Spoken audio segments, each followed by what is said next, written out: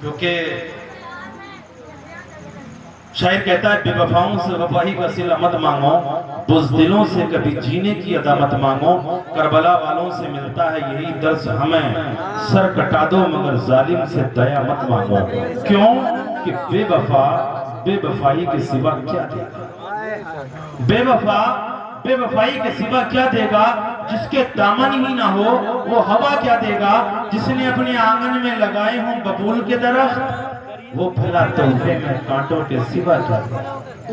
इश्क़ मुस्तफ़ा में जिसको सुनना है वो मुहज़्ज़बाना अंदाज में मुअद्दबाना अंदाज में बैठे, जहाँ मेरे मुस्तफ़ा की महफिल हो वहाँ अदब का मकाम बुलंद रहना चाहिए। क्योंकि मैं बहुत थोड़ी देर के लिए हाजिर हूँ और लगभग 4-5 साल पहले मैं आया था और जब से रेगुलर हर साल संपर्क होता है मैं नहीं आ पाया। उसका कारण ये कि मैं मध्य प्रदेश की तरफ उधर ही प्रोग्राम डील करता था और अभी भी 12 रोज तक वहीं रहा। कल सफर करके शाम तक यहाँ पहुंचा, आज मैं आपके दयारे मोहब्बत में हाजिर हूँ। सबसे पहली बात तो एक सुन लीजिए, जलसे कराने का मतलब होता है कि दीन की बातें लोगों तक पहुंचवाना। आए बैठे मौलाना साहब आए, इनकी सुनाई, तुम लोगों ने सुनी कि नहीं सुनी, आप चले गए, मेरी नजर में रिजल्ट सच्ची बात। प्यारे मैं खूने जिगर इसलिए पेश कर रहा हूँ, जल्द से सुनना सीखो, सुनना सीखो। ये लाइटिंग कीमती नहीं है इतनी जितना तुम्हारा वक्त कीमती है। ऐसा मौका नहीं मिलता कि आलिम को भी टाइम हो और आपको भी टाइम हो। कभी आपको टाइम नहीं तो आलिम को टाइम नहीं, आलिम को टाइम है तो आपको टाइम नहीं। आज दोनों का संगम है तो आओ काम की बात कर लीजिए। दोनों का संगम है सेहल वाले। मौलाना यामीन साहब आपके पूर्व इमाम होते हैं। 4-5 साल पहले उन्हीं की सत्ता जब इस गांव में थी, आज पूर्व सत्ता है नए हज़रत अल्लामा मौलाना सलमान भाई अब्दुल्लाह है मौजूदा सत्ता में। देखो तकरीर सुनने का मतलब मैं बताऊं, आप लोगों को मालूम है कब्र में 3 सवाल होते हैं, मन रब्बुका मा दीनुका मा कुंत तक़ुलु फी हक़्क़ि हाज़ा रजुल। इस शख्स के बारे में क्या कहता रहता था, नबी के बारे में पूछेंगे, इतना तो मालूम है ना, पूछेंगे। अब एक वक्त में सेहल के कब्रिस्तान में 2:47 पर कोई दफन हुआ। नबी तो एक है ना, नबी कितने हैं? आखिरी ज़माना नबी है एक, जिनका हम मिलाद मना रहे हैं वो नबी कितने हैं? एक नबी। और कब्र में 2:47 पे कोई दफन हुआ था सेहल में, और एक दफन हुआ मुरादाबाद में। छोड़िए 2:47 पे एक दफन हिंदुस्तान में, एक दफन पाकिस्तान में, एक दफन न्यूजीलैंड में, एक जापान में, एक सीरिया में, एक इराक में। नबी तो एक है ना, पर इतनी कब्रों में एक साथ कैसे? वाह वाह वाह वाह, बहुत नुक्ते की बात है माशाअल्लाह। पहला सवाल कि नबी एक, क्योंकि हमारे जलसों को टाउचर किया गया। अहले सुन्नत वल जमात का अकीदा है, मिलाद मनाने वालों का अकीदा है कि नबी महफिल में तशरीफ लाते हैं। और यही तक नहीं कहा, हमारे उलमा ने रहनुमाई फरमाई, जहां जिक्र हबीब होता है वहां रसूल उस जलसे को अपने माथे की निगाहों से दीदार फरमाते हैं और अपने कानों से जिमात फरमाते हैं। वाह वाह वाह वाह वाह। ऐसे दौर में दरिंदे आए, उन्होंने कहा एक नबी है, जलसे इतने सारे।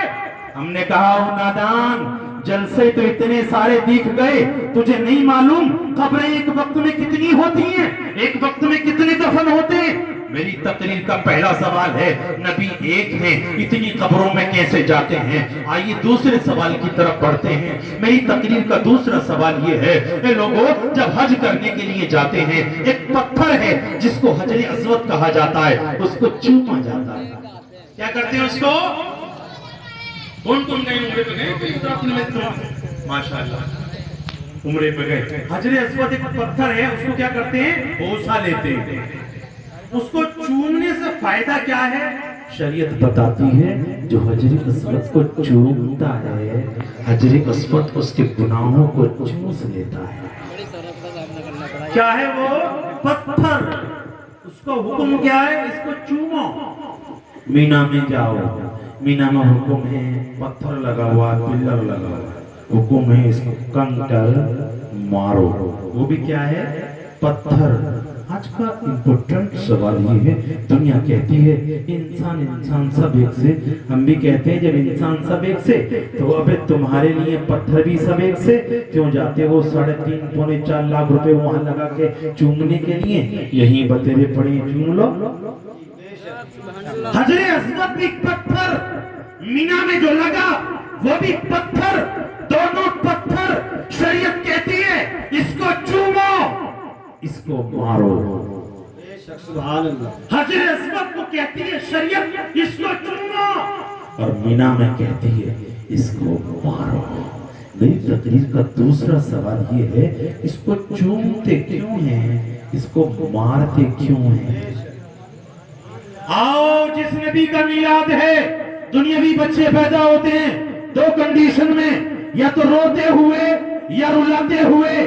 جن کے بچے روتے نہیں ان کے گھر والے رونے شروع کر دیتے ہیں۔ کیا بات ہے کہ بچے نے گندا پانی تو نہیں پی لیا، کیا بچہ بے ہوش تو نہیں ہے، یا بچہ بیمار تو نہیں ہے؟ اگر بچہ نہیں روتا تو اس کے پریجن چنتت ہو جاتے ہیں، ٹینشن میں آ جاتے ہیں۔ اگر بچہ نہیں روتا تو گھر والے رونا شروع کر دیتے ہیں۔ اے لوگوں، بچے 2 کنڈیشن میں پیدا ہوتے ہیں، یا تو روتے ہوئے یا رلاتے ہوئے۔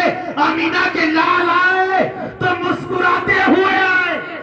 سبحان اللہ، سبحان اللہ۔ جن کا میلاد ہم منا رہے ہیں وہ نبی اس روئے زمین پر آئے تو اس وقت میں آئے جبکہ لوگ ظلم و زیادتی کر رہے تھے، لوگ بے شمار خداؤں کی عبادتیں کر رہے تھے۔ اس وقت میں آئے جبکہ لوگ اپنی بیٹیاں کو زندہ دبا رہے تھے، یہاں تک کہ کوئی ماں اگر اپنی بیٹی، اکلوتی بیٹی کو پال پوس کے بڑا کر لیتی، لوگ اس کی بیٹی کو لے جاتے اور اعلان کاٹ دیا کرتے اور کہتے تھے مزہ آ گیا، مستی آ گئی۔ لیکن ایسی پوزیشن میں جس ماں کی بچی کو کاٹا گیا، اس ماں نے اپنے دامن کو پھیلا کے اللہ کی بارگاہ میں عطا کی بھیک مانگی۔ اے اللہ، بے کسوں کا کس چاہیے، اے اللہ بے بسوں کا بس چاہیے، اے اللہ غریبوں کا غمخوار چاہیے، اے پروردگار بے کسوں کے کس کو بھیج دے، اے اللہ اس آخری پیغمبر کو بھیج دے جو اس ظلم کو مٹائے گا۔ اللہ اکبر۔ ایسی نازک پوزیشن میں اللہ نے آمینہ کے آنگن میں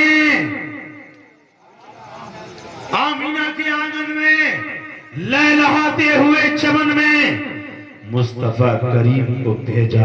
نبی آئے تو مسکراتے ہوئے تشریف لائے۔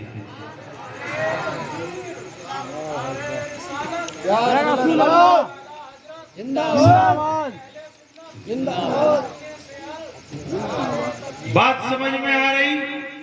دنیاوی بچے پیدا ہوتے ہیں تو روتے ہوئے، ہمارے نبی مسکراتے ہوئے کیوں آئے؟ پہلا سوال، نبی ایک اتنی قبروں میں کیسے آتے جاتے ہیں؟ دوسرا سوال، ایک پتھر کو چومتے کیوں ہیں؟ دوسرے پتھر کو مارتے کیوں ہیں؟ تیسرا سوال، نبی دنیاوی بچے پیدا ہوتے تو روتے ہوئے، ہمارے نبی مسکراتے ہوئے کیوں پیدا ہوئے؟ بات سمجھ میں آ رہی ہے آپ کو؟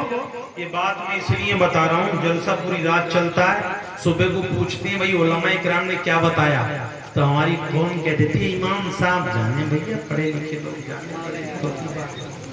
ارے امام صاحب تو پہلے بھی جانتے تھے، باہر سے تو اس لیے بلوائے تھے کہ تمہیں بھی کچھ سکھایا جائے، ہے نا؟ برا مت ماننا کوئی، کیونکہ ایسا ہو چکا ہے۔ ایک جلسے میں کسی کا نام تھا اسلام، اب مولانا کو نہیں پتا کہ اس کا نام ہے، بھئیے کا جو پیچھے بیٹھا ہے۔ مولانا بولے ہمارا اسلام بہت پیچھے ہے، تو اس نے سوچا یار مولانا سے رشتہ داری تو نہ کوئی، بیچارہ اٹھ کے بیچ میں آ کے بیٹھ گیا۔ تقریر کے درمیان بڑے افسوس کے ساتھ بولے ہمارا اسلام بہت پیچھے ہے۔ اس نے کہا یار ابا نے رشتہ تو نہ لگا دیا کہ کبھی رشتے کی بات کر لیا۔ مولانا بڑے چنتت ہے، اٹھ کر آیا بیچارہ، سب سے آگے آگے بیٹھ گیا۔ تقریر ختم کرتے ہوئے لاسٹ میں سلام سے پہلے بولے بڑا افسوس ہے، ہمارا اسلام بہت پیچھے۔ کھڑے ہو کے بولا مولانا آپ کہاں بیٹھوں؟ بیچ پیچھے تھا، بیچ میں آ گیا، بیچ میں سے آگے آ گیا، اب تو گراؤنڈ ختم، اسٹیج کی باری ہے، اب کہاں بیٹھوں؟ مولانا بولے بھئی تیری بات نہیں چل رہی، مذہب اسلام کی بات چل رہی ہے، اسلام کے ماننے والوں کی بات چل رہی ہے، بہت پیچھے کی بات چل رہی ہے۔ تو کبھی تم میں سے کوئی ایسا نہ ہو کہ کوئی دل پہ نہ لے جائے۔ سمجھ میں تو آ رہی نا؟ تقریر کا مطلب ہوتا ہے دین سیکھنا۔ جس طرح سے کوئی پڑھاتا ہے اپنی کلاس کو، ایسے عالم کی ڈیوٹی ہوتی ہے کہ وہ جنتا تک اسلام کے پیغام پہنچائے۔ 3 سوال سمجھ میں آ گئے۔ نبی ایک اتنی قبروں میں کیسے پاکستان میں ہے کہ ہندوستان میں ہے؟ ہمارے درمیان تو 40 دن کے چلے والے کہتے ہیں نبی تو ایک ہے، تمہارے جلسے میں جائیں گے کہ عراق کے جلسے میں جائیں گے کہ مراد آباد کے جلسے میں جائیں گے؟ ہم نے کہہ دی او بےہودے، تجھے جلسے دکھائی دے رہے، قبریں دکھائی نہیں دی، اتنی قبروں میں کیسے آ جاتے ہیں؟ 3 سوال ہوتے ہیں، تیسرا سوال نبی کی گواہی کے لیے ہے۔ تو یہ 3 سوال میرے ہو چکے ہیں، اتنی قبروں میں کیسے نبی آتے جاتے ہیں؟ دوسرا سوال، ایک پتھر کو چوما کیوں جاتا ہے اور دوسرے پتھر کو مینا میں مارا کیوں جاتا ہے؟ تیسرا سوال میرا، ساری دنیا کے بچے روتے ہوئے پیدا ہوتے ہیں، آمینہ کی لال مسکراتے ہوئے کیوں تشریف لائے؟ چوتھا سوال میرا یہ ہے کہ پیغمبر اسلام کو اللہ نے معراج کے لیے بلایا،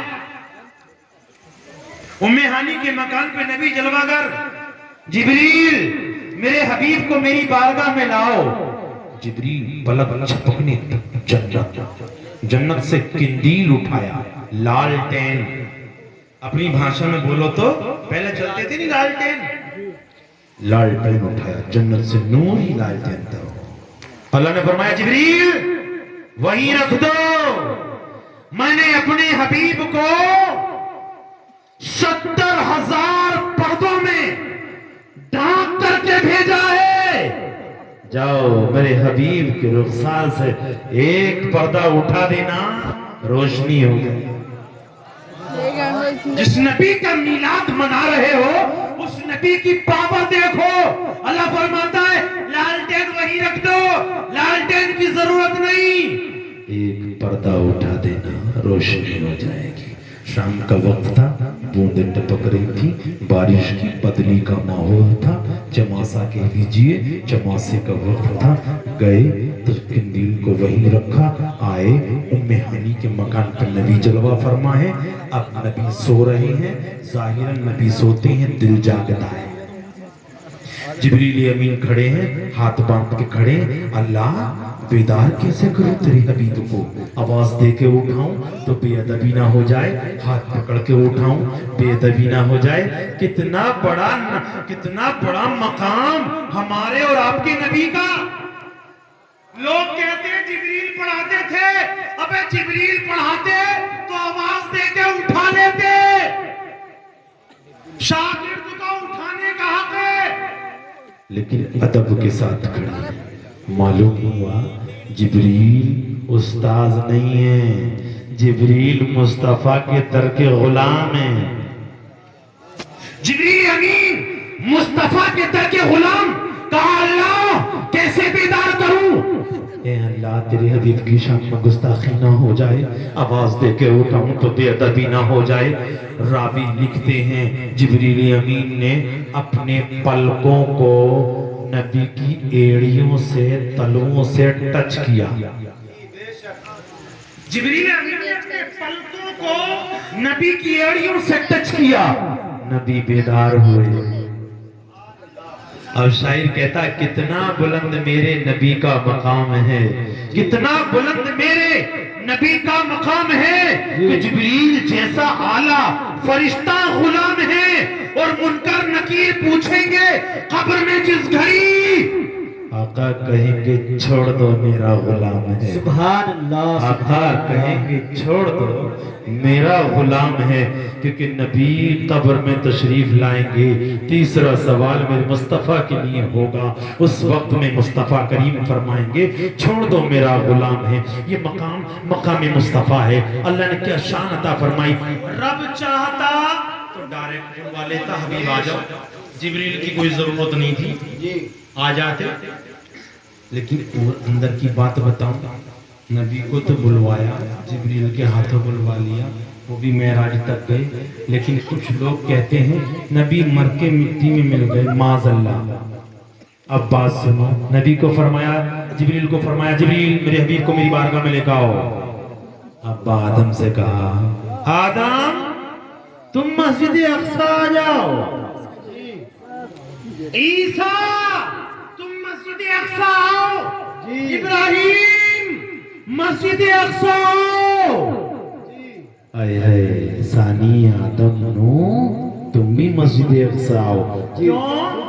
اللہ نے فرمایا میرے حبیب آ رہے ہیں میری بارگاہ میں تم مسجد اقصی میں آ جاؤ سبحان اللہ 1,24,000 کم بیش انبیاء اور رسول مسجد اقصی میں حاضر بے شک سبحان اللہ آج کے جلسے میں ہم دعا کرتے ہیں اللہ مسجد اقصی کو آزاد فرما آمین اللہ مسجد اقصی کو آزاد فرما فلسطین کے لوگوں کو جیت عطا فرما اللہ کامیابی عطا فرما اللہ ان کی مدد فرما غیب سے مدد فرما وہی فلسطین جہاں مسجد اقصی ہے سارے نبیوں کو وہاں اکٹھا کیا اللہ نے سارے نبی آ گئے لے کے موسیٰ سے لے کے عیسیٰ سے لے کے ابراہیم سے لے کے حضرت آدم تک سارے نبی مسجد اقصی میں حاضر رب کا کلام 15واں پارہ سبحان الذی اسریٰ بعبدہ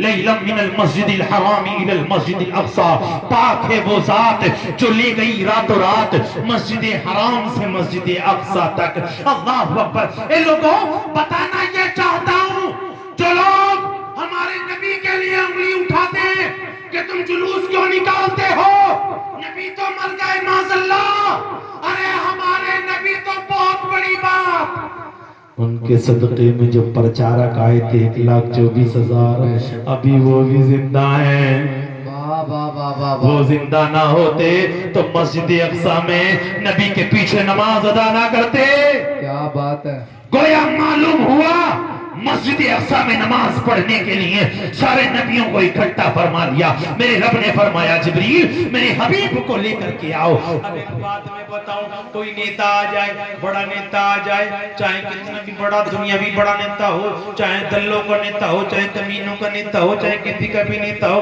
جب نیتا آتا ہے پولیس بھی جاتے ہیں ہوم گارڈیا بھی جاتے ہیں داروغہ جی بھی جاتے ہیں ایس او جی بھی جاتے ہیں ڈی ایم صاحب بھی جاتے ہیں کلکٹر صاحب بھی جاتے ہیں یہیں تک محدود نہیں نعرہ تکبیر نعرہ رسالت شاعر ملک ہندوستان شان عرب مراد آبادی شاعر ملک ہندوستان شان عرب مراد آبادی سب جاتے ہیں لیکن جب نیتا آ جائے تو پھر نیتا جی کے ساتھ سب نہیں جاتے ہیں ہم گھاٹیا رہ جاتے ہیں پولیس والے رہ جاتے ہیں داروغہ بھی رہ جاتے ہیں بڑے بڑے 3 اسٹار بڑے بڑے اسٹار جاتے ہیں لیکن وہاں جانے کے بعد جب صدر کی باری آتی ہے تو وہاں صرف اے ڈی جی رہ جاتے ہیں پھر وہاں سے بھی آگے کوئی نہیں جاتا پھر انہی کا اسٹاف ہوتا ہے میرے نبی کو بلایا اللہ نے معراج کے لیے بلایا تو موسیٰ کو بھی بلا لیا ابراہیم کو بھی بلا لیا حضرت آدم سے لے کے پیغمبر آخر الزمان تک 1,24,000 کا مبیش انبیاء اور رسول کو بلوایا اور بلوانے کے بعد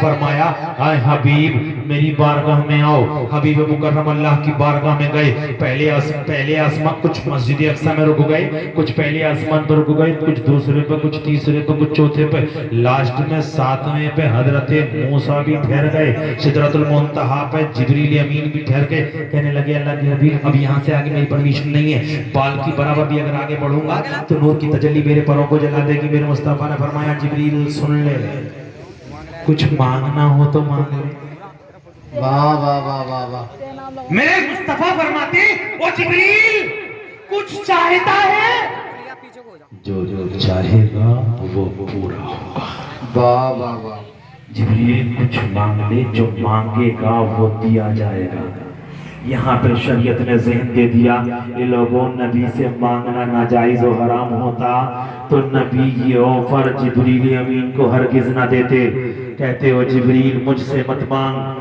جزاک اللہ امام صاحب کو ترس آیا